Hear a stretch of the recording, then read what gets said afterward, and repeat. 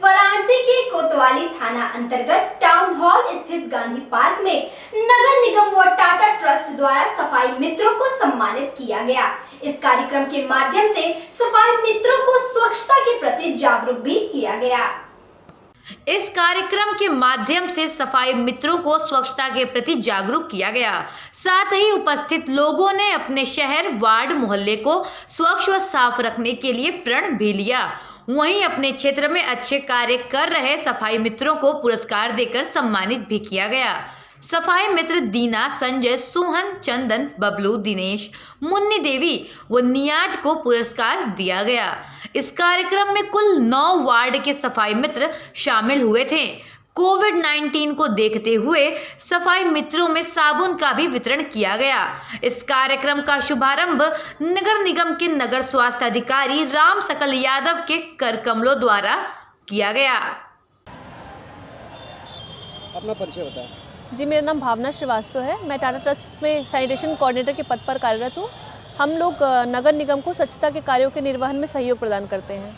किस तरह का यहाँ पे कार्यक्रम किया गया? और जी, आज का कार्यक्रम जो है वो सफाई मित्रों को सम्मानित करने के लिए है।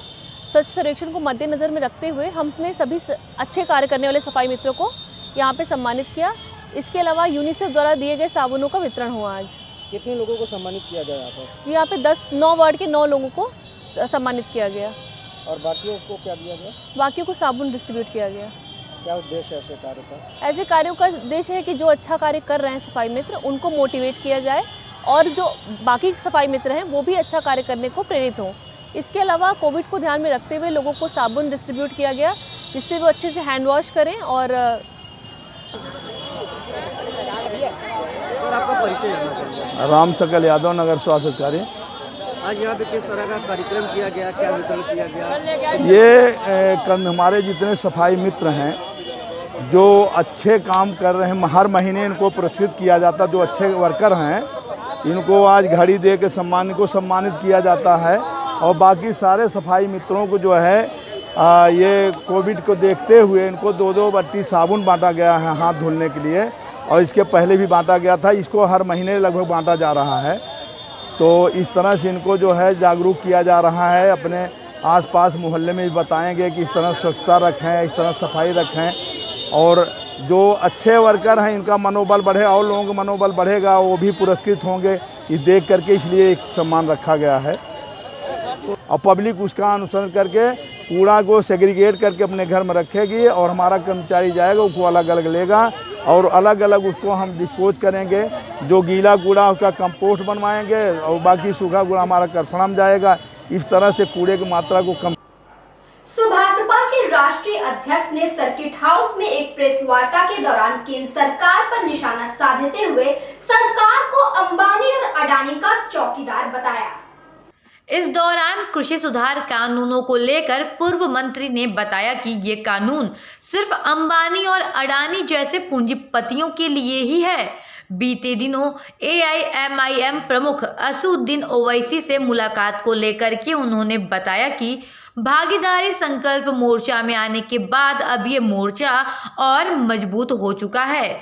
दिल्ली के शिक्षा मंत्री मनीष सिसोदिया की ओर से प्रदेश में सरकारी विद्यालयों का निरीक्षण न करने देने पर उन्होंने कहा कि प्रदेश सरकार शिक्षा के नाम पर कोई भी काम नहीं करती, बल्कि सिर्फ टीवी चैनलों पर ही अपने गुणगान गाते दिखाई देती है।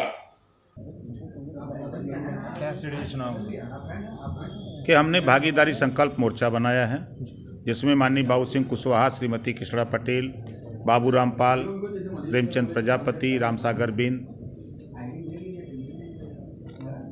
रामकरण कश्यप, अनिल चौहान और ओवैसी, हम 9 लोग मिलकर के एक भागीदारी संकल्प मोर्चा बनाए हैं। हम 9 लोगों की सोच है कि प्रदेश में निःशुल्क और अनिवार्य शिक्षा लागू करना चाहते हैं 22 में सरकार बना के।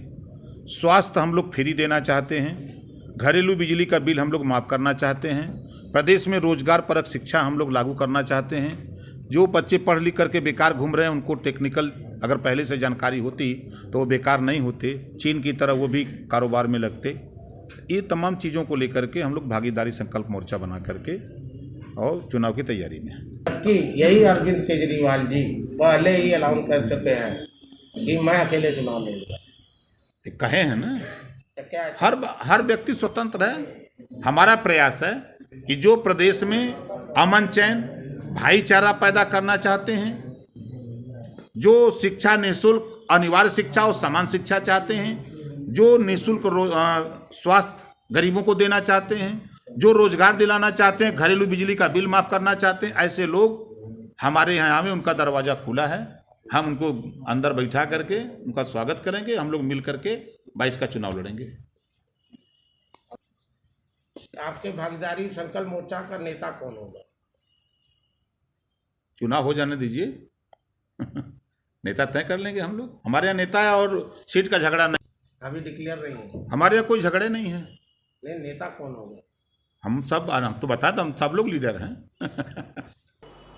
बाबतपुर एयरपोर्ट पर दुबई से वाराणसी पहुंची फ्लाइट में यात्रा कर रहे 2 अभियुक्तों के पास से बरामद हुआ सोना, जिसकी कीमत 76 लाख रुपए बताई जा रही है। पकड़ा गया अभियुक्त मुरादाबाद तो दूसरा दरभंगा का बताया जा रहा है। फिलहाल पुलिस पकड़े गए अभियुक्तों से पूछताछ कर रही है।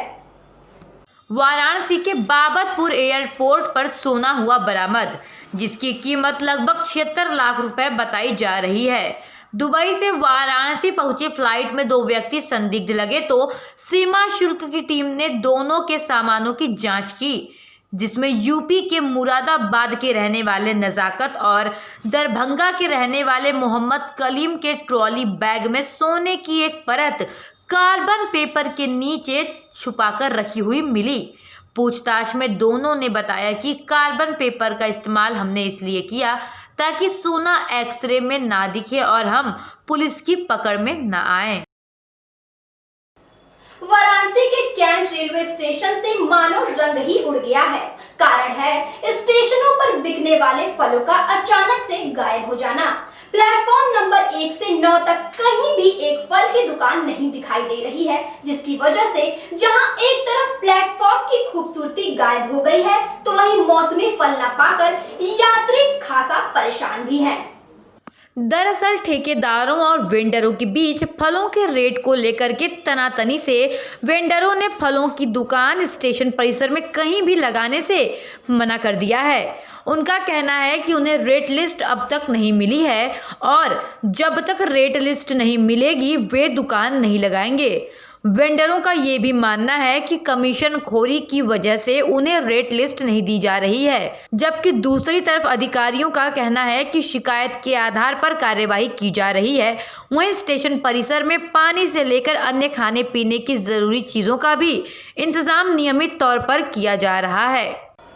वाराणसी के कैंट बस स्टेशन पर नगर निगम के कर्मचारी अधिकारी संयुक्त संघर्ष मोर्चा के नोटिस के क्रम में आम सभा का आयोजन किया गया।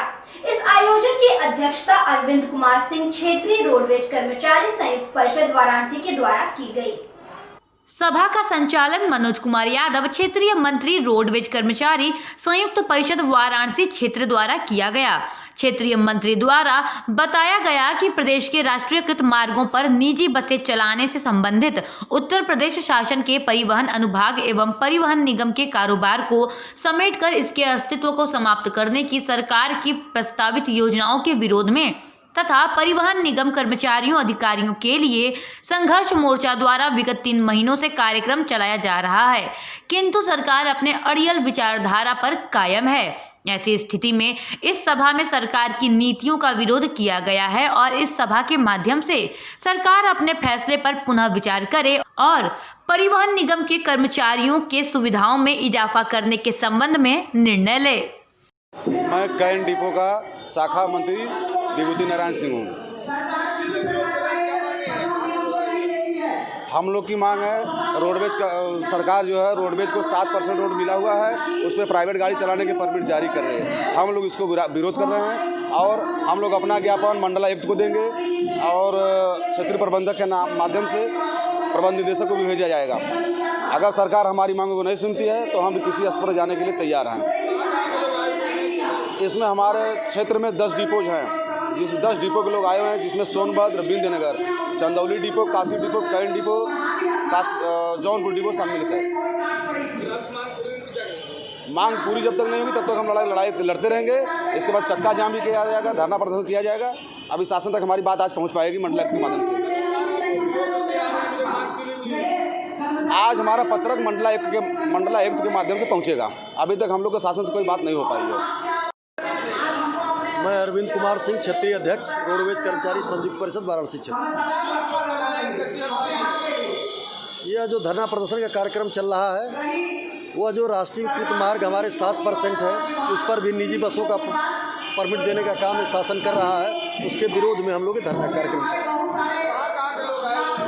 इसमें वाराणसी क्षेत्र के लगभग 10 डिपोज से हमारे कर्मचारी साथी आए हुए हैं। प्रमुख मांगों में हमारे जो राष्ट्रीयकृत मार्ग हैं उसको बढ़ाए जाएं, मृतक आश्रित कर्मचारियों को नियमित किया जाए। जो 2001 से तय हुआ था कि संविदा कर्मचारियों को नियमित किया जाए, उनका एक प्रमुख मांग है। वेतन विसंगतियां हैं। इस तरह से 7 सूत्री मांग पत्र हमारे हैं।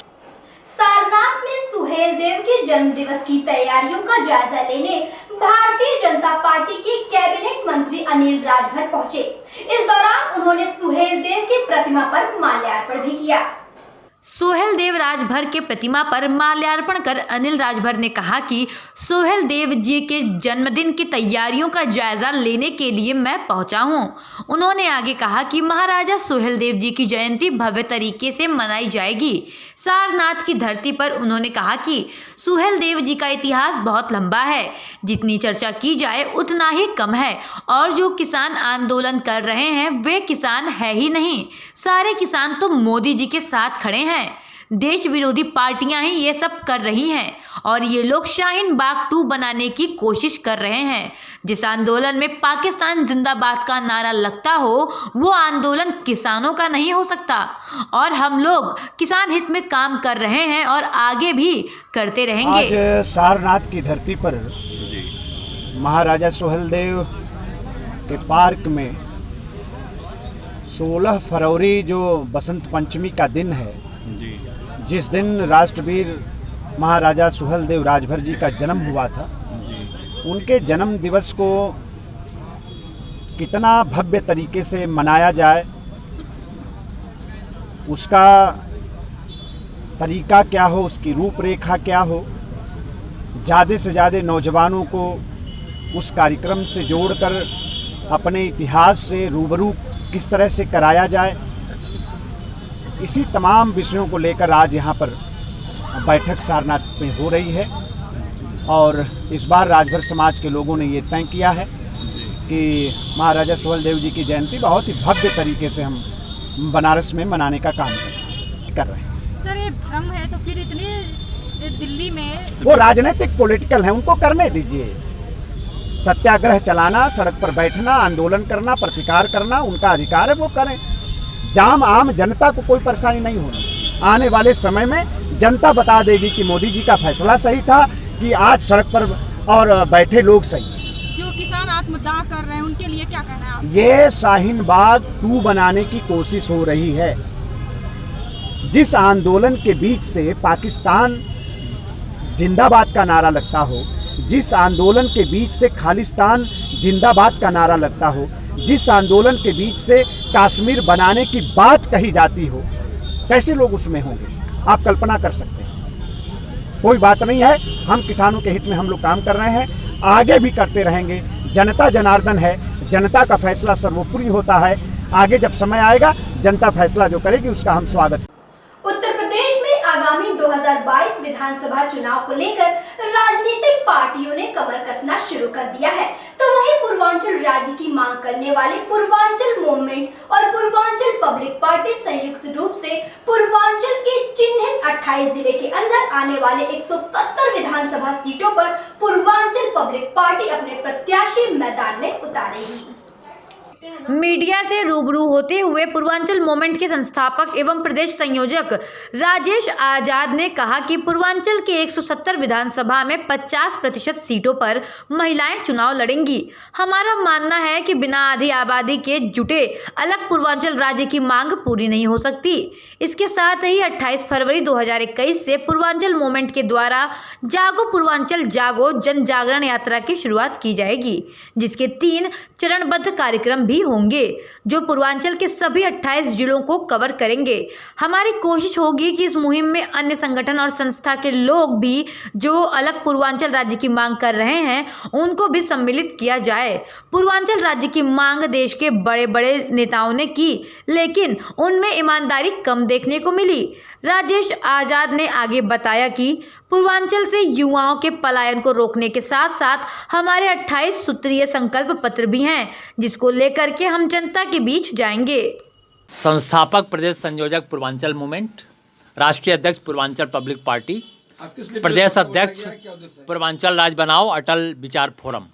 जी, आज पूर्वांचल मूवमेंट और पूर्वांचल पब्लिक पार्टी के पदाधिकारी, जो वरिष्ठ पदाधिकारी हैं, जैसे डॉक्टर रश्मि अग्रवाल जी हैं, सोमनाथ भाई हैं, सुजात राम नगरी जी हैं, हम लोग यहाँ बैठे, गोपाल प्रसाद जी हैं, हम लोग बैठ करके कुछ महत्वपूर्ण निर्णय आज लिया है अपनी इस बैठक में, जिसमें एक तो ये कि पूर्वांचल पब्लिक पार्टी की तरफ से जो राजनीतिक दल है हमारा, उत्तर प्रदेश विधानसभा चुनाव 2022 में जो चिन्हित हमारे पूर्वांचल राज्य के 28 जिले हैं, उन 28 जिलों के अंदर 170 विधानसभा क्षेत्र आता है।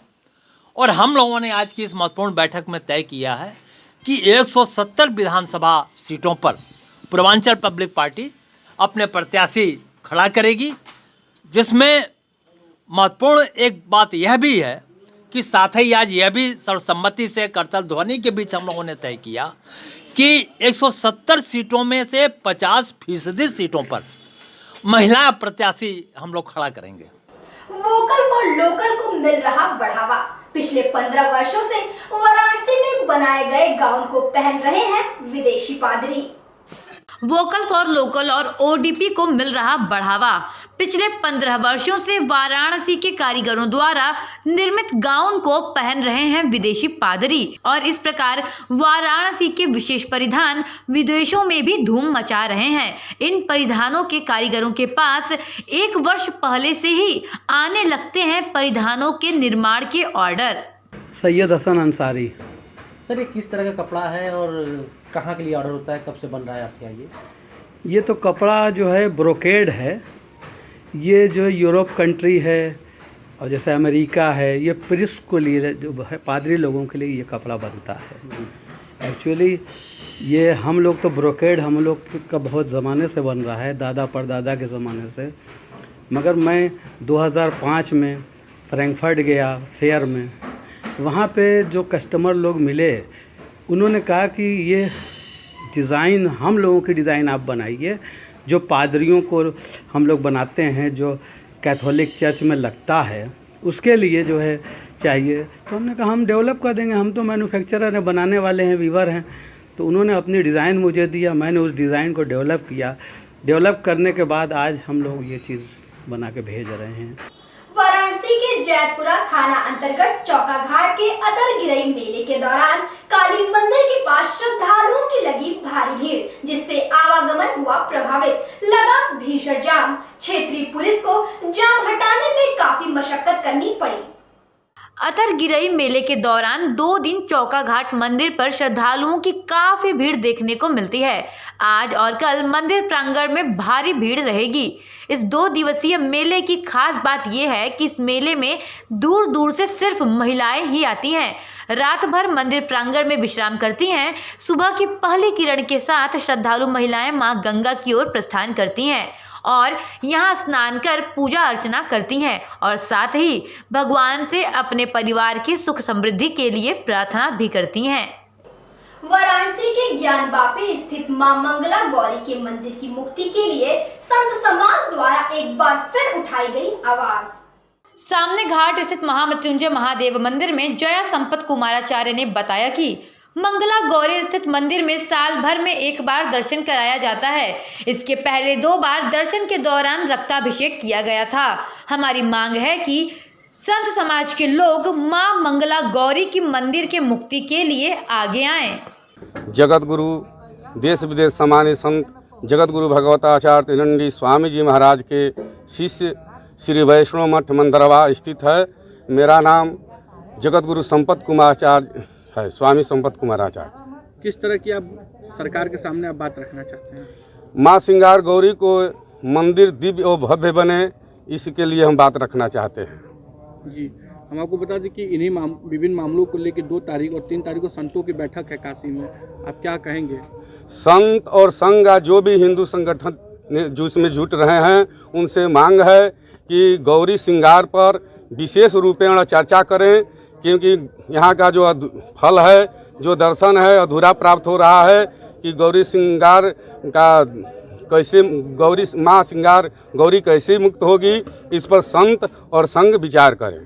आप लोगों की तरफ से क्या होगा इसके लिए? आप लोग क्या करने जा रहे हैं आने वाले दिनों में? आने वाले दिनों में तो हम लोग जो है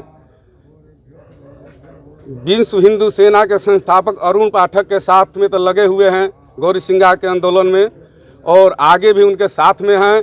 अभी अदालत जो भी करती है वो आ रहे हैं, तो उनके साथ हम लोग आंदोलन करेंगे। 31 दिसंबर की देर रात पार्टी करने वालों की अब खैर नहीं। वाराणसी प्रशासन अलर्ट पर।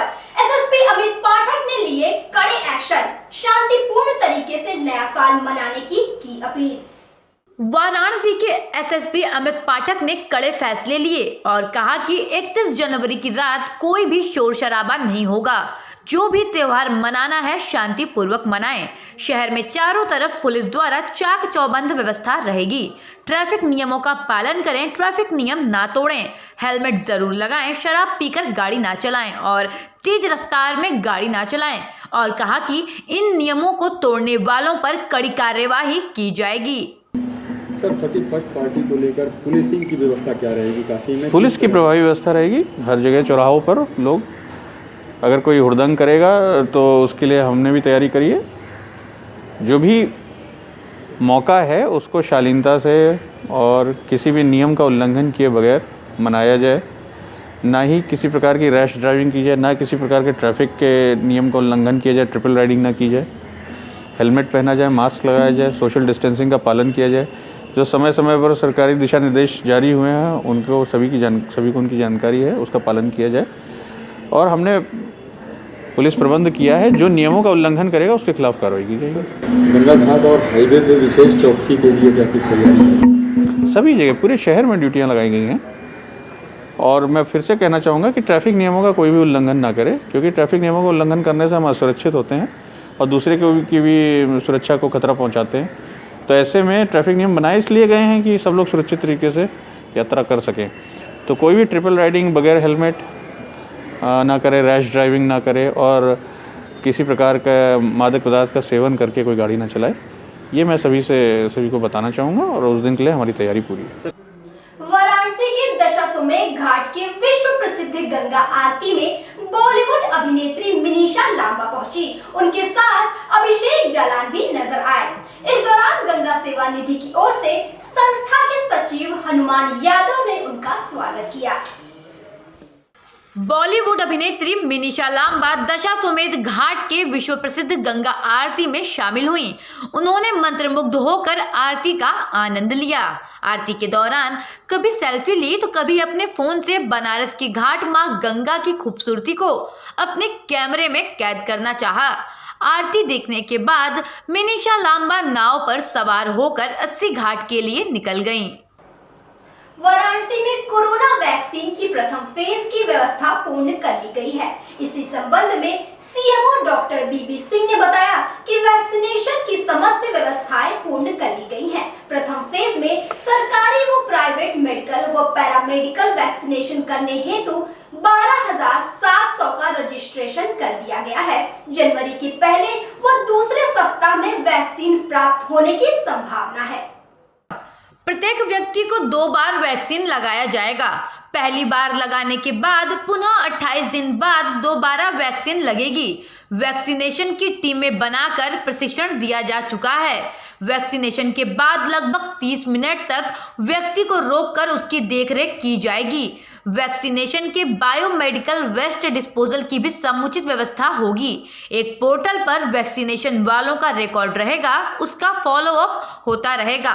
गत शादियों के समय उन कार्यक्रम स्थलों, मॉल, दुकानों, टेम्पो, लॉज में भी आकस्मिक जांचें कराई गईं, जिसमें बहुत कम, लगभग 1% पॉजिटिव केस सामने आए हैं, जो कि एक अच्छा संकेत रहा। अभी भी जो केस मिलते हैं उनके कॉन्ट्रैक्ट ट्रेसिंग कर जांच कराई जा रही है। कोरोना से बचाव के समस्त नियमों का पालन किया जा रहा है। वाराणसी के किन किन जगहों पर इसकी व्यवस्थाएं की जा रही है, लगभग कितनी जगहों पर? जैसे अभी तो हम कोई डेट नहीं कंफर्म कर सकते कि जनवरी में वैक्सीन आने की संभावना है। जनवरी के तृतीय सप्ताह या हो सकता है उसके बाद भी जा सकता है। बट जो हमारे सरकारी CSC हैं, सामुदायिक स्वास्थ्य केंद्र हैं, ग्रामीण क्षेत्रों में 8 हैं और शहरी क्षेत्रों में हमारे जो सामुदायिक स्वास्थ्य केंद्र 3 हैं और हमारे जो बड़े अस्पताल हैं जैसे कबीर चौरा SSPG हॉस्पिटल है, LBS हॉस्पिटल रामनगर है और हमारा जो इंडियन मेडिकल एसोसिएशन है और कुछ बड़े हॉस्पिटल्स हैं, इन सब में मिला करके हम लोगों ने 27-28 जगहों को चिन्हित किया है और उसमें एक सत्र लगेंगे। एक सत्र में करीब 100 लोगों को वैक्सीन लगेगी और वैक्सीनेटर्स की ट्रेनिंग भी हो गई है और जो हमारे उसमें एडवर्स इफेक्ट्स फॉलोइंग इम्यूनाइजेशन होता है उसके लिए भी हम लोग तैयारी कर ली है, उसकी कमेटी बन गई है। तो इस तरह से सभी तरह की तैयारियां पूरी कर ली गई हैं। Okay, thank you. Varanasi police की अनोखी पहल, अपराधियों पर नकेल कसने में वाराणसी पुलिस अपनी ओर से कोई कसर नहीं छोड़ रही है। आपको बताते चले कि छोटा लालपुर स्थित पूर्व सांसद जवाहर जायसवाल के आवास पर न्यायालय से IPC की धारा 276 में जारी NBW के आधार पर गिरफ्तार करने गए CO कैंट अभिमन्यु मांगलिक के नेतृत्व में लालपुर थाना प्रभारी सुधीर कुमार सिंह व लालपुर चौकी प्रभारी संतोष यादव संग लालपुर थाने की पुलिस ने दी दबिश। जब गिरफ्तार करने के लिए पुलिस द्वारा दबिश दी गई तो उस समय पूर्व सांसद जवाहर जायसवाल अपने आवास पर मौजूद नहीं थे। उस संबंध में जब CO कैंट अभिमन्यु मांगलिक ने घर के अन्य लोगों से पूछताछ किया तो जवाहर जायसवाल के परिवार वालों ने पहले तो ये कहा कि हमें नहीं पता कि वो कहाँ रहते हैं, वो यहाँ नहीं रहते। लेकिन वहीं जब घर के अन्य लोगों से पूछताछ की गई तो अलग अलग तरह की जानकारी सामने आई। किसी ने कहा कि जवाहर जायसवाल मध्य प्रदेश के किसी शहर में हैं, तो किसी ने कहा कि वो अब कानपुर में रहने लगे हैं। वहीं जब कड़ाई से पूछताछ की गई तो घर वालों ने बताया कि जवाहर जायसवाल तो वाराणसी से बाहर गए हैं, कुछ दिनों बाद ही वापस आएंगे। जायसवाल के परिवार वालों को CO कैंट ने जवाहर जायसवाल को जल्द से जल्द लालपुर थाने में हाजिर होने को कहा, नहीं तो पुलिस जल्द ही सख्त से सख्त कदम उठाने को मजबूर होगी और कड़ी कार्यवाही भी करेगी।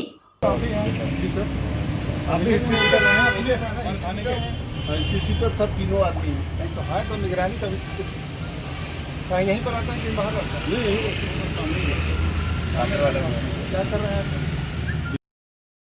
वाराणसी के कोतवाली स्थित श्री बड़ा गणेश लोहटिया लोहा व्यापार समिति द्वारा आयोजित काशी नगरी के पौराणिक महत्व पर 4 दिवसीय काशी खंड कथा प्रवचन का शुभारंभ किया गया। कार्यक्रम के मुख्य अतिथि क्षेत्राधिकारी प्रथम कोतवाली प्रवीण कुमार सिंह ने बड़ा गणेश जी का पूजन एवं मुख्य यजमान गोपाल गुप्ता एवं कथावाचक ओम प्रकाश उपाध्याय द्वारा व्यासपीठ का पूजन करके कथा का शुभारंभ किया गया। कथावाचक ओम प्रकाश उपाध्याय ने काशी नगरी के पौराणिक महत्व पर प्रकाश डालते हुए कथा का शुभारंभ मणिकर्णिका घाट पर प्रवचन देकर किया। उन्होंने कहा कि काशी बाबा विश्वनाथ की नगरी है जो त्रिशूल पर बसी है। ये शिव का विग्रह है। काशी शिवलिंग है, इसे भगवान विष्णु के हृदय से अनुष्ट प्रमाण शिवलिंग का प्रादुर्भाव हुआ जो देखते देखते 25 कोस का हो गया। दशों दिशाओं में 25-25 कोस के आकार का हो गया जो समय समय पर परिवर्तित भी होता है। जैसे सतयुग में त्रिशूलाकार, त्रेता युग में चक्र का आकार, द्वापर युग में रथ के आकार का, वर्तमान कलयुग में शंख के आकार का है। यहीं पर मणिकर्णिका तीर्थ हुआ जिसे काशी का हृदय मानते हैं।